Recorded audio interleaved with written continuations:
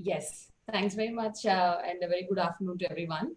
Now, I'm going to tell you a real life experience because I've been looking at some of the questions in the chat box, and I noticed there are questions about how do you explore employability. So I thought, let me address with a real life story.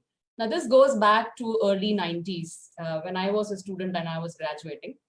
There was a fellow student in my class, and he was someone who came from a defense background. His father was retired from the armed forces and was serving as a security in charge in some organization. Came from very modest family and did not have much exposure either to an entrepreneurial world or an employment world. All that he knew was life in the army. And he was my fellow student, and he had a lot of ambitions. He wanted to do something big in life. He wanted to be out there. He wanted to earn big.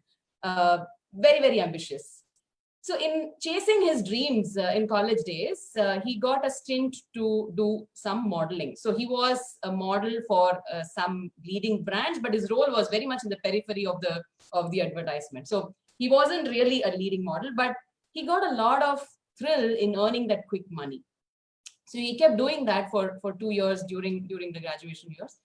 And when we were towards the end of the course of the curriculum, he was suddenly struck by a question in his mind, like, I have been earning something, but that's not enough to keep me going. So what do I do? And then he was struck by panic. And he had absolutely no clue, because what is a BSc chemistry going to lead him into? He had really not looked into those areas. And that's when we got into a lot of discussion. And we were trying to figure out what is it that he can do. So I had several conversations with him at that time. I was myself in pretty much sailing in the same boat, doing BSc chemistry and not knowing what to do. But I thought this is a great way for me to get some clarity myself by helping him.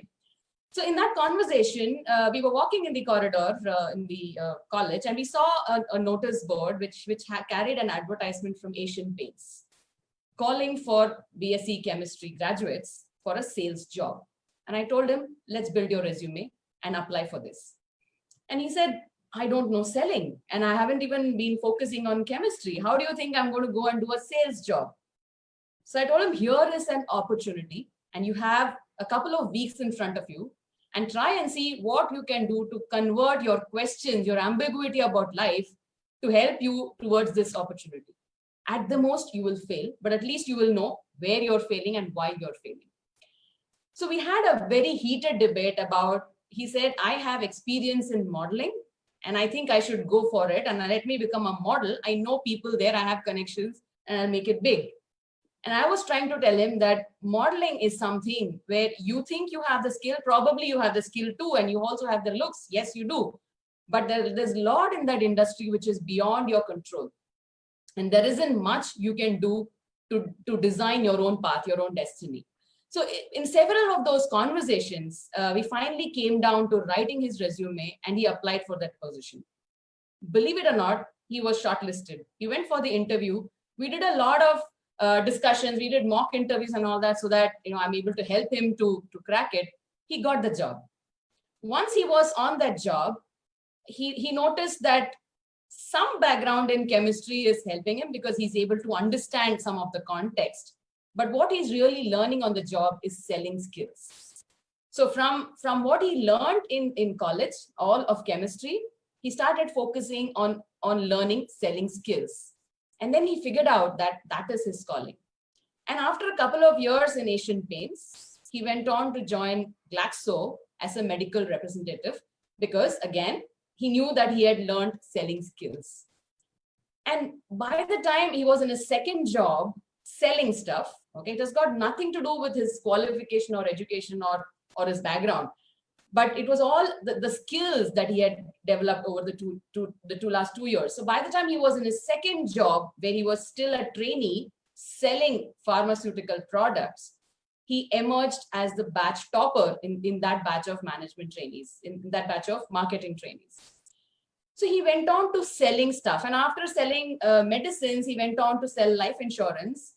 And today he is a regional head for Western India for one of the leading insurance companies. So somebody who started with a qualification of BSc chemistry, picked up marketing and selling skills, and then emerged out as a leader in selling any kind of stuff that the organization requires him to sell. So here is how I think one needs to convert education and qualification, add on skills and abilities into it, and design your path. So the reason I'm telling this story to everybody here is many a times, in fact, most of the time, the way we are designed to think about ourselves is we look at class 10th as a milestone. And we look at only a focus on class 10th, and yes, I need to do this, I need to get so many marks. And then we start focusing on class 12th as a milestone. And then we focus on graduation as a milestone, and then post-graduation as a milestone, and so on and so forth. But are we thinking of what is it that we really want to do out there in life when we are in school? We're not designed to think like that. So I think one of the most important things which I'm trying to drive in students right now, as I interact with students from municipal night schools to B schools, that's the range of students I interact with. All that I'm trying to build in every student that I come across is, are you trying to visualize your persona when you're out there earning for yourself or making a living? If you're able to visualize that persona of yours right now and write down the skills you would need to build your persona there, I think then you will know what is it that you will develop to make you get there. If we start boxing ourselves or compartmentalizing ourselves with the course that we are taking right now, and then I think it's a very, very short-sighted decision towards career path. Career is something which is far-fetched, and job is something which is, a job could be a simple task you do as a freelancer. A career is something which takes you closer to your purpose. So with this story, I just wanted to drive home this point that learn the ability to draw your persona a few years down the line. Look at what skills you need to make you create your own persona, then work on those skills, develop that along with your curriculum, and you'll find opportunities of employment.